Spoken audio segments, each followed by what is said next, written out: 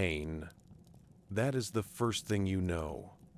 A dull, throbbing ache that lives behind your eyes, and a sharper, more intimate pain that coils in your belly. You try to open your eyes, but the lids are heavy, crusted with sleep and something else. Salt? Tears. You were crying. The air is thick, heavy with the smell of stale wine, sweat, and cheap, cloying perfume. It's hot, suffocatingly so. You're lying on something rough. A straw-stuffed mattress that scratches your bare skin. Bare. You realize with a jolt that you are naked. A thin, coarse blanket is half tangled around your legs, offering no comfort, no modesty. You push yourself up, and the room swims. It's small, a cell more than a room, with no windows. The only light is a flickering, greasy orange glow from an oil lamp in a niche in the stone wall. The walls are covered in crude, explicit paintings. Men and women. Men and men. Bodies twisted in every conceivable act. Your stomach lurches. This is a lupanar, a brothel, the lowest of the low in the city of Rome. How did you get here? The last thing you remember is the market, the smell of spices and baking bread. You were with your father, selling pottery from your village. There was a commotion, a shout, a flash of steel, then darkness. You were taken, snatched from your life, from your world, and thrown into this pit. A cough from the corner of the room makes you jump. Another woman is there, huddled in the shadows. She's older, her face a mask of weary resignation. She looks at you, her eyes empty of pity. "New girl?" she rasps, her voice a dry whisper. "They'll be wanting you soon. The first one is always the worst."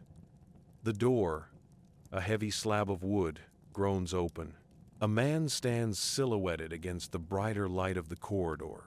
He is short, squat, with the thick neck and powerful shoulders of a laborer. He reeks of garlic and unwashed wool. He grins, revealing stained, broken teeth. This is your first client. The first of how many? You don't want to know.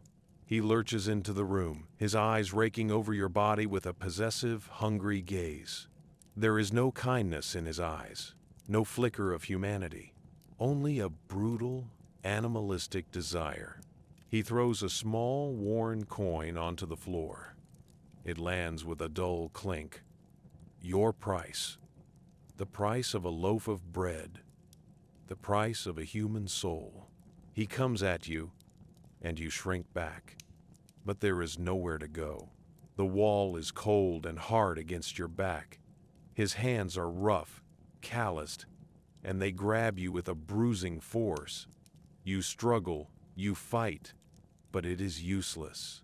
He is too strong, too determined. He is a man who is used to taking what he wants. A man who has paid his coin and expects his due. The world dissolves into a blur of pain and humiliation. You close your eyes and pray for it to be over, for the darkness to take you again. But it doesn't. You are forced to endure every moment, every violation, every degradation. This is your new reality. This is your life now. When he is finished, he spits on the floor, hitches up his tunic, and leaves without a word. The heavy door slams shut, plunging you back into the dim, flickering light. You lie there, a broken thing on a filthy mattress, the smell of him clinging to your skin like a shroud. The coin he threw lies forgotten in the dust. The older woman from the corner shuffles over. She doesn't speak, but she hands you a damp, rough cloth. You stare at it, uncomprehending. "Clean yourself," she says, her voice flat, devoid of emotion. There will be another soon. Her name, you learn later, is Livia. She has been here for 10 years. 10 years of this. The thought is a physical blow, stealing the air from your lungs. Livia helps you sit up. Her touch is surprisingly gentle. She points to a small bowl of water in the corner, its surface filmed with grime. Don't cry, she advises, though not unkindly. It wastes the water, and the master doesn't like it. He says it spoils the goods. She looks at the bruises already forming on your arms. You fought him. Don't do that. It only makes it worse. Just go away in your head. It's the only way to survive. Go away in your head. You try to understand what she means. You try to remember your home, the feel of the sun on your face, the sound of your father's laughter. But the memories are distant, fragile things, like pressed flowers. The reality is, this room, this pain, this smell, the reality is the heavy, shuffling footsteps you hear approaching the door again. This time, the man is different. He is tall, slender, dressed in a fine linen toga with a purple stripe. A senator, or at least someone of wealth and status. He doesn't look at you, not at first. He examines the crude paintings on the wall with a detached, almost scholarly interest. He carries a small silver-tipped cane, which he taps rhythmically against his thigh. You are new, he says, his voice soft, cultured. It is more terrifying than the laborer's brutish growl. Fresh from the provinces, I imagine. What is your name? You tell him, your voice a choked whisper. He smiles, a thin, cruel curve of his lips. A pretty name. It will not last long here. They will call you something else. Something suitable. He approaches you, and you flinch, expecting the same rough handling as before, but he is different. His touch is light, almost delicate, as he traces the line of your jaw with his cane.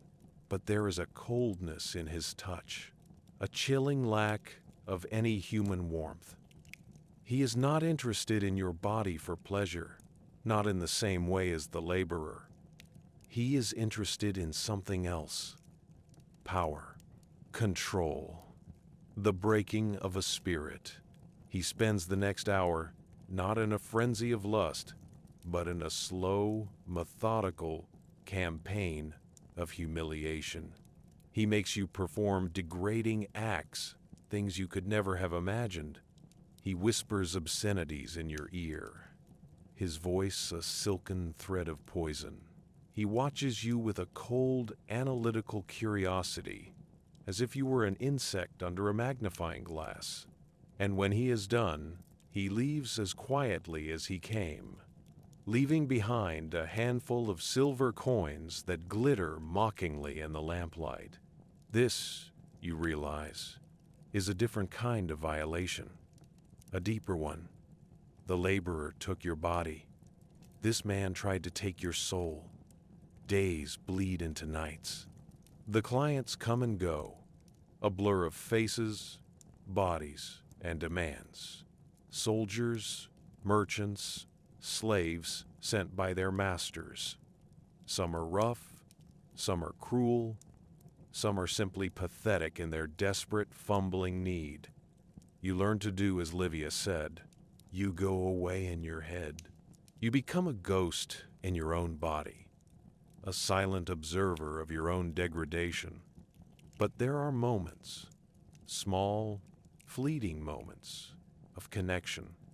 A shared glance with another girl in the corridor, a whispered word of encouragement, a piece of stolen bread pressed into your hand. These are the things that keep you alive. These are the threads that hold the tattered remnants of your humanity together. One evening, a young soldier comes to your room. He is barely a man, his face still soft with the bloom of youth. He is drunk and he is sad. He doesn't want you for sex. He wants to talk. He tells you about his home in Gaul, about his family, about the girl he left behind. He weeps, his tears hot and wet on your shoulder. And for the first time, in what feels like an eternity, you feel a flicker of something other than fear or pain, pity, empathy. You hold him, you comfort him, you whisper soothing words in a language he doesn't understand. And in that moment, you are not a prostitute, and he is not a client. You are just two lost souls, clinging to each other in the darkness. He leaves at dawn, sober and ashamed. He presses a small, carved wooden bird into your hand. "For your kindness," he whispers, and then he is gone. You hide the bird, a small, precious secret, a reminder that even in this hell, there can be moments of grace, a reminder that you are still human. The master of the Lupanar is a man named Cassius. He is a freedman, a former slave who has clawed his way up to a position of petty power. He is a man without a soul, his heart as cold and hard as the coins he hoards. He sees you not as a human being, but as an investment, a piece of property to be used and exploited until it is broken and then discarded. Once a week, he inspects his girls. He lines you up in the courtyard, naked and shivering, and examines you like livestock. He checks your teeth, your skin, your body, looking for any sign of disease or imperfection that might diminish your value. He is a man who understands the economics of the flesh trade. He knows how much to charge for a new girl, for a young girl, for a girl with a particular skill or a particular look. He knows how to squeeze every last denarius out of your broken body. You learn that the coins the clients leave are not for you. They belong to Cassius. You are given a small, meager portion of food each day, just enough to keep you alive and working. You are given a rough, scratchy tunic to wear when you are not with a client. You are given nothing else. You are a slave in every sense of the word, your body and your life owned by another. One day, you see a girl being dragged out of the Lupanar. She is sick, her body racked with the fever that is the constant, silent terror of this place. She is no longer profitable, no longer of any use to Cassius. She is being thrown out onto the street to die. You watch her go, and you know that one day that will be you. It is the fate of all who live and work in this place. You are a commodity with a limited shelf life, and when you are used up, you will be discarded like so much trash. But you refuse to be broken. You hold on to the memory of the young soldier and his wooden bird. You hold on to the small moments of connection with the other girls. You hold on to the flicker of defiance that still burns within you. You will not let them extinguish your spirit. You will not let them turn you into an empty, soulless thing. You begin to learn the rules of this place, the unspoken codes of conduct, the subtle power dynamics. You learn to play the game. You learn to use your body, not just as a source of shame, but as a tool for survival. You learn to manipulate the clients, to play on their weaknesses, to extract small favors, a piece of fruit, a kind word, a moment of respite. You learn to listen. The men who come here, they talk, they boast, they complain, they reveal their secrets. You become a repository of information, a silent witness to the underbelly of Roman society. You learn about political intrigues, business deals, military campaigns. You learn the secrets of the powerful and the desperate. And you realize that knowledge in this world is a form of power. One day, a man comes to you. He is not a client. He is a spy. A man who works for a powerful senator who is plotting against the emperor. He has heard that you are a girl who listens, a girl who knows things. He offers you a deal, information for freedom, a chance to escape this living hell. It is a dangerous game. If you are caught, you will be tortured and killed in the most brutal way imaginable. But it is a chance, a flicker of hope in the suffocating darkness. You look at the wooden bird in your hand. You think of the young soldier, of Livia, of the girl who was thrown out to die. And you make your choice. You will not be a victim. You will be a survivor. You will use the knowledge you have gained in this place, the secrets you have learned, to buy your freedom. You will turn your prison into a weapon. You will rise from the ashes of your broken life and forge a new one. You are no longer the innocent girl from the village. You are a woman of Rome, a survivor of the Lupanar, and you will not be defeated.